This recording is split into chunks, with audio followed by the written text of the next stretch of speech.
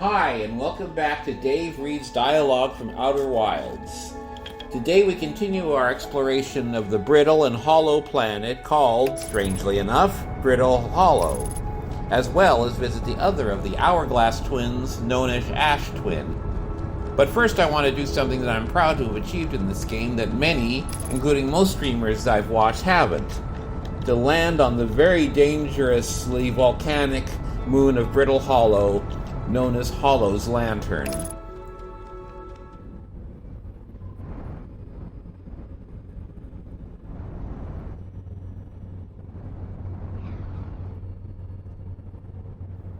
So we have to be very careful here.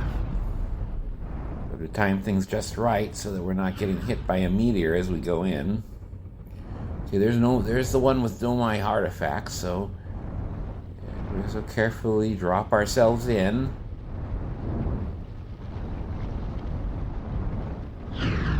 Oh, that was a close one.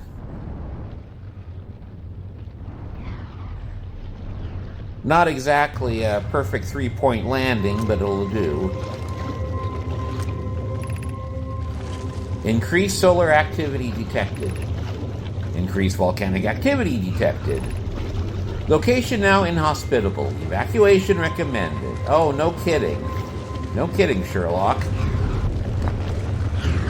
Okay, now this is a dialogue that was had with Nomai who were in the mines on Timber Hearth. Friends in the Timber Hearth mines. The last type of ore you send us survives the longest in direct heat. Can you send us more of the same for additional testing? We're attempting to improve its durability, and our forge has already burned through everything you sent.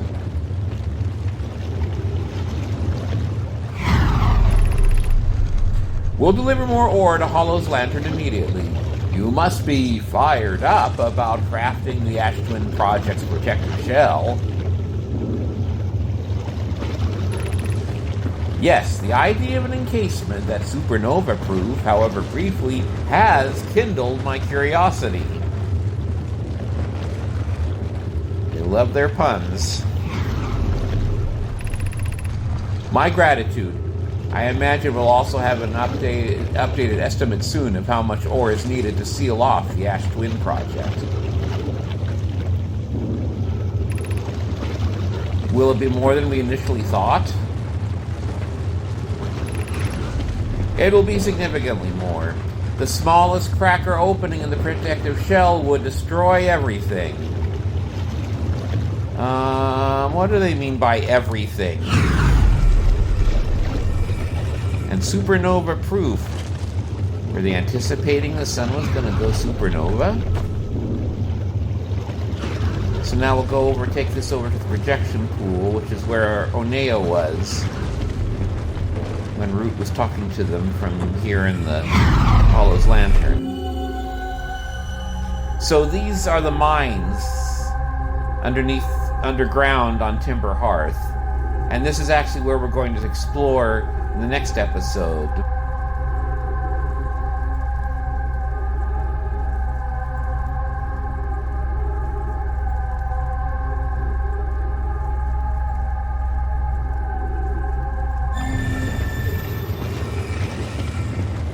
Okay, well, basically, I just wanted to land on Hollow's Lantern because it was there. And now we'll head off to Brittle Hollow. So here we are on Brittle Hollow. We're at the North Pole, and we're going to go to the Hanging City again, which we saw briefly in a previous episode. But there is actually a shortcut to get to the Hanging City.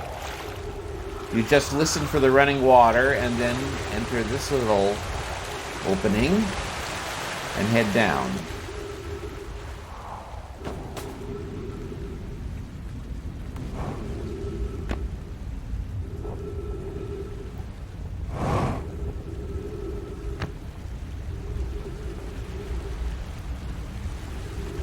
Then we use this little excursion funnel to go down even further.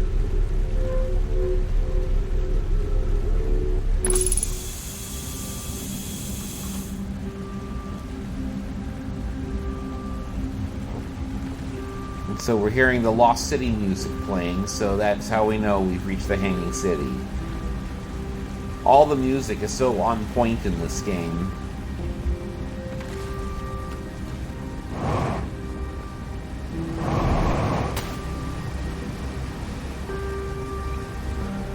And so here's some scroll walls where big debate was happening. The Ash Twin project requires a powerful, highly advanced warp core. How should we obtain it?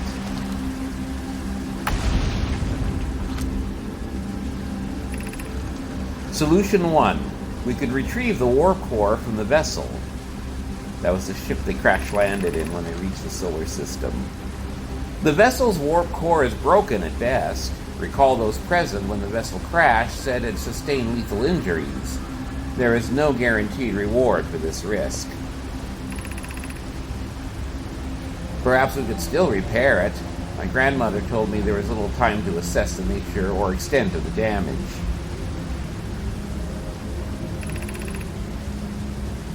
Even if it no longer functions, the old core could be a valuable blueprint, provided we're able to transport it back here.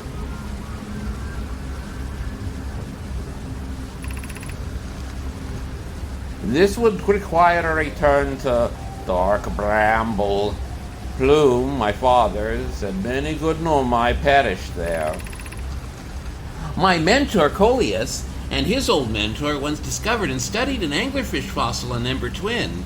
Using that knowledge, we could avoid the anglerfish entirely.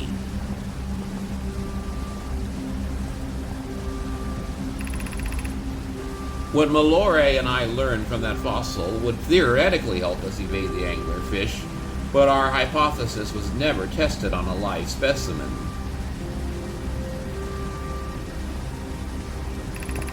I remember that anglerfish fossil. We used to play in the fossil fish cave when we were children. So that was a cave on Ember Twin. We didn't visit that part, but basically what was discovered is that the anglerfish are blind but have very good hearing. Solution 2. We could craft a new advanced warp core inspired by the vessel's warp core. I would very much like to craft such a powerful core. More relevantly, I believe the Black Hole Forge crew and I could recreate the basic design.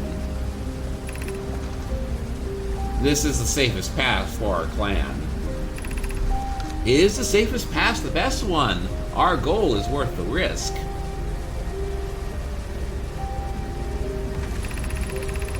Is it though? We've tried for so long to find something that I and others now believe might be impossible to find. If the search for the eye is a futile one, we should choose the option with the least potential for harm.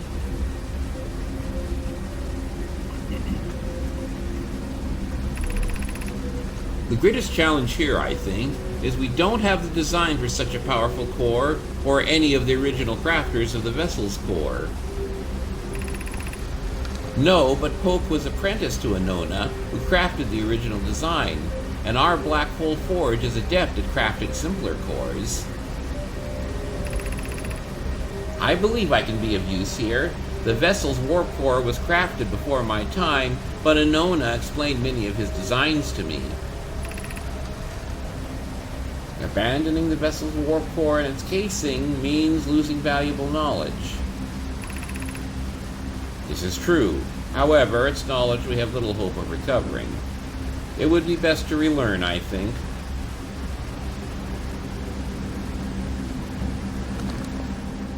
And so we'll visit the Black Hole Forge later in this episode. But first, we want to visit the Eye Shrine District, which is the next level up.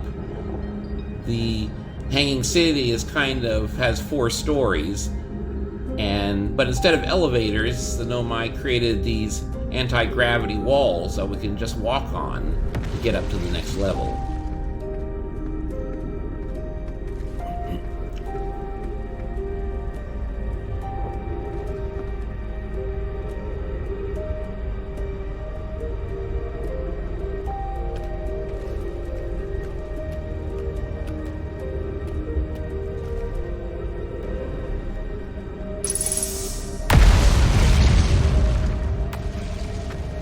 Very nice tree.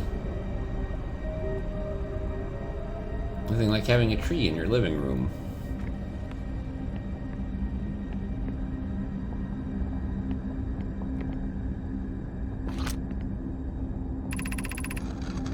Be welcomed in this place. This shrine is a space to reflect what brought us to this star system, the signal from the eye.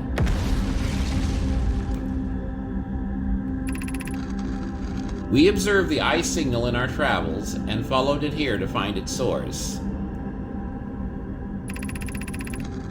What we know is this: the source of the signal, which we have chosen to call the Eye of the Universe, is older than this universe itself. The rest we have yet to learn. Enter and open your mind to its possibilities. I think that's word for word what's at the entrance of the other eye shrine on Ember Twin. What is the Eye of the Universe? The eye is older than this universe, so imagine how much it could teach us. Perhaps it's a cosmic library. Suppose the eye is a more advanced being.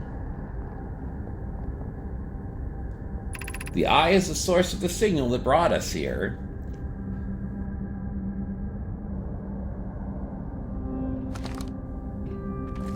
I have to admit, when I first played this game, I was so sure the eye was going to turn out to either not exist or possibly to be, so to speak, just a little man behind the curtain. Hearing all the grand things that Domai were speculating about it, I was certain it was going to be a disappointment, and I don't know, that might just be my influence of a lifetime obsession with the Oz books, but in any case, I was very, very wrong about that. How can the eye be older than the universe itself?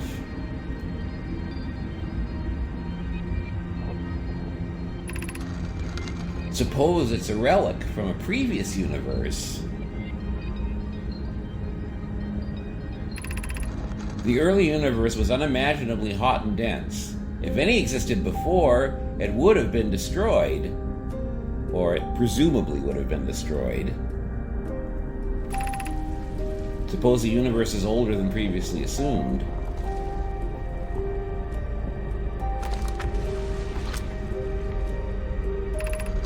What is the eye's signal? Suppose the eye wishes to communicate.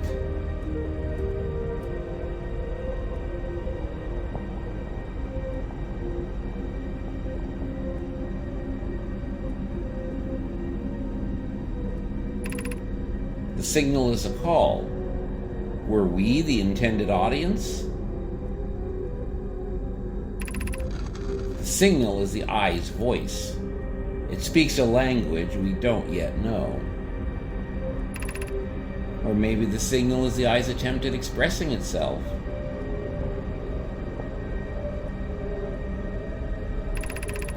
Of note, from the signal, we were able to determine the eye's approximate age, or perhaps its lack of age. Well, which is it, guys? I mean, either you figured out the eye's age. You can't say, well, we figured out its age. Oh, but actually, maybe the eye is infinitely old. I mean, either you found out or you didn't.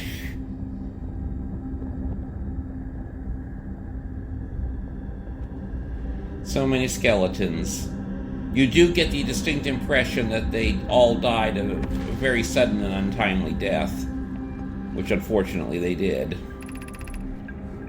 I imagine I've been hard on Poke again. This in turn means I've made things difficult for her sister Clary. Poke is the one working on that advanced warp core.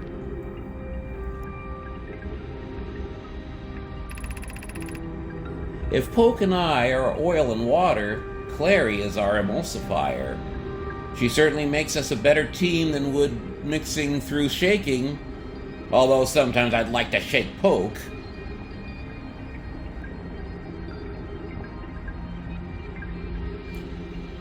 We're never privy to that argument that Poke and Cassava had. At least I've never found it.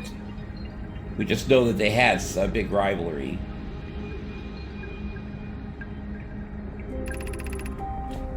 Jokes aside, suppose my own fear of never finding the eye prompted my argument with Poke. That would be immature of me. I should apologize.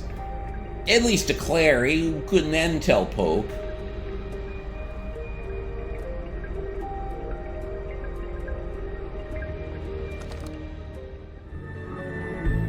So now we're going to go to Ash Twin, which, as you recall, has a bunch of sand on it that's slowly being stripped away and pulled into Ember Twin.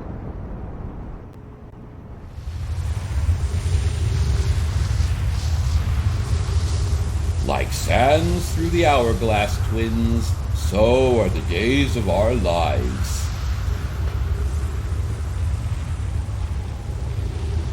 And as the sand on Ash Twin gradually gets lower and lower, we begin to see more and more of the towers that the Nomai built. So this one is, and each of the towers has a warp pad on it, which lets you quickly travel to the other planets. And this one is the Brittle Hollow Tower that will enable us to warp to the Black Hole Forge where they're manufacturing the warp cores.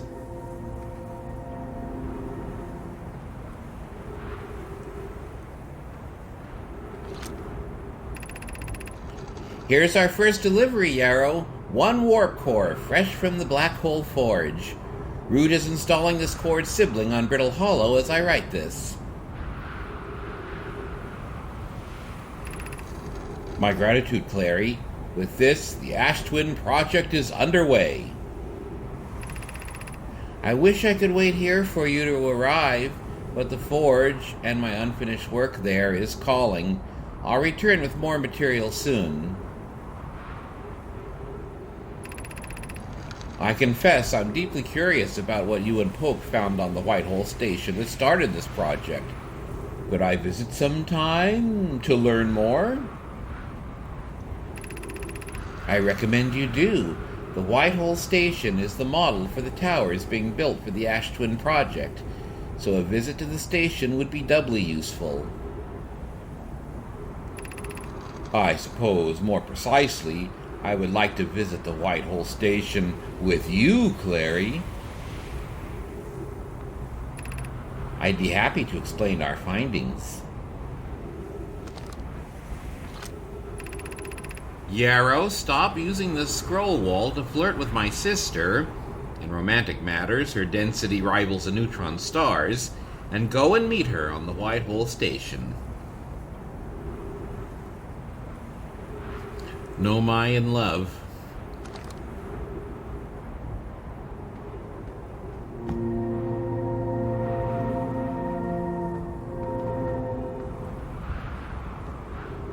So now what we have to do is stand on the warp pad. This is just like the one on the White Hole Station. You see there's a black hole there at the center of it. And so we stand on the pad, a mini black hole, and wait for, there's Timber Hearth, that's not what we want. We wait for Brittle Hollow to be overhead. Not Dark Bramble either. Okay, here it comes. There's Hollow's lantern. So yeah, there's Brittle Hollow. Here it comes. And here we are. So we're back in the Hanging City, but we're at... Yep, there it is. That's the Black Hole Forge. And because it's kind of on the ceiling, so to speak, of the city, that's why we couldn't get to it any other way. And you can see out the window there, you can get a wonderful... You can see the black hole. Talk about a room with a view.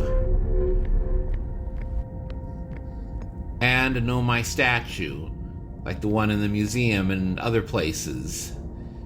All these statues are connected to masks on the Ash Twin project.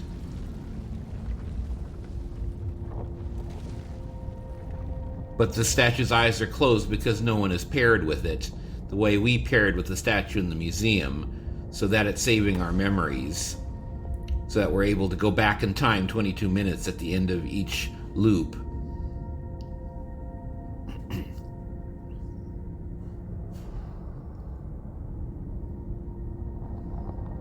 So this is where black hole cores, warp cores, are manufactured. Where am I taking this first black hole core? And where am I taking the remaining cores once they're ready? The white hole cores are for the warp receivers. Each of the 6 receivers are being constructed at different locations, so those deliveries will be a greater pain in your cervical spine. In your cervical vertebrae, your vertebrae. Sorry, Mr. Gilbert and Mr. Sullivan. The tower designs in the high energy lab on Ember Twin reveal each receiver's location.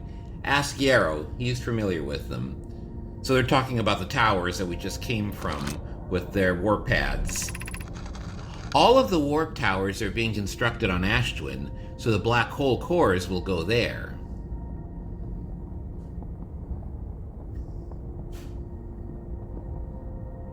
So the warp receivers are the ones with white holes, which, like the one on which we just arrived here at Brittle Hollow.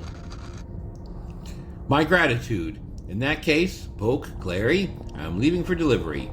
I'll send Yarrow your regards.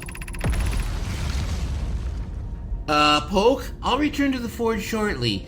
I'm going to catch up to Root and help him deliver the first core to Ash Twin, just to make sure Yarrow receives it. Of course you are. She's not fooled. She knows why Clary's really going.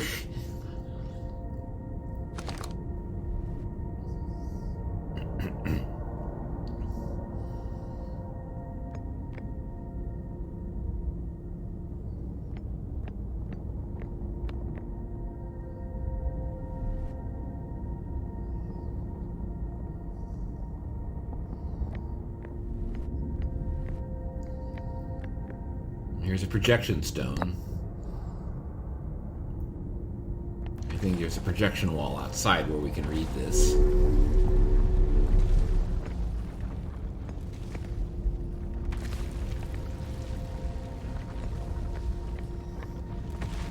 So yeah, the warp pads are the ones with black holes, and the receivers are the ones with white hole cores. And once you arrive on a particular planet from the Ash Twin Towers, then you can step back on the receiver to return to where you started.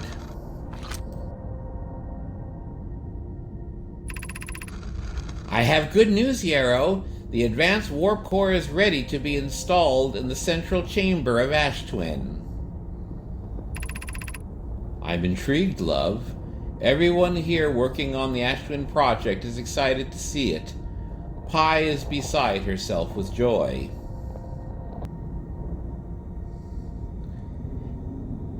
Yes, the core is ready to be installed. No, it isn't. Is everything well at the forge? The core's durability could still be improved. I need more time. Ignore her, Yarrow. The core is finished. And if my sister tells you otherwise, then she will be finished as well. Don't worry, love. Poke is only nervous. The core is extraordinary, and her design work is beautifully clever. Poke is the eternal perfectionist. I think that's why people get irritated with her sometimes.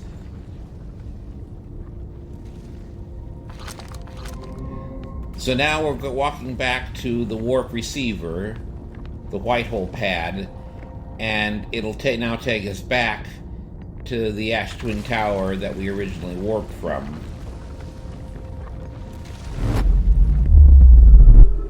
And there we are.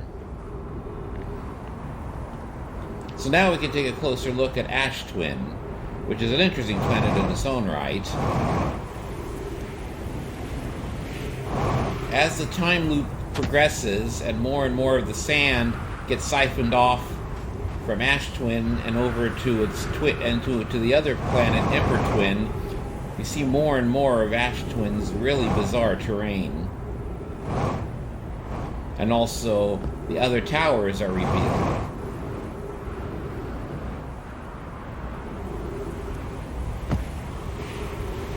Up ahead we see the giant steep tower. You can see how that looks like a cyclone. As we'll see in the next episode, lots of cyclones on Giant Steep.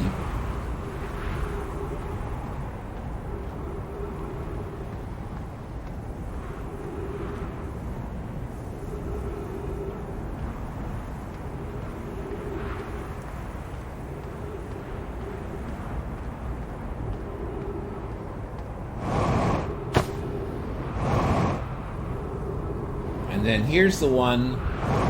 That one corresponds to Timber Hearth, our home planet. And here you can see here kind of the two different kinds of rock that are here. This rock here that you see, it's very layered, is Ash Twin's natural surface rock. But this rock with all the sparkly bits on it, this is actually the ore that was mined from Timber Hearth and is used to seal off the chamber where all the mechanism for the Ash Twin project is hidden away.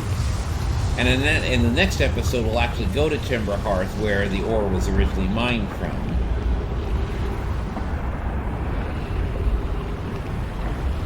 But one question to be solved here is why are they so desperate to completely seal off the Ash Twin project? Why does it need to be so protected? And you can see now that all the sand is now up on Ember Twin. And just to end this episode, we're going to go to the Timber Hearth Tower and warp to Timber Hearth. Because in the next episode, we'll actually go to the mines on Timber Hearth, where, as I say, is where all that sparkly rock came from. So we'll just wait for Timber Hearth to appear overhead, and then we'll warp.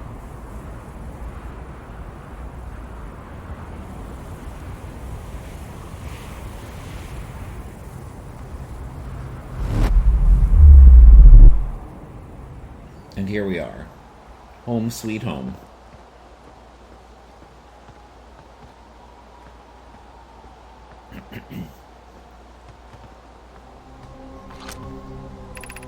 And as we see, by only 100,000th of a second, but we have arrived before we left.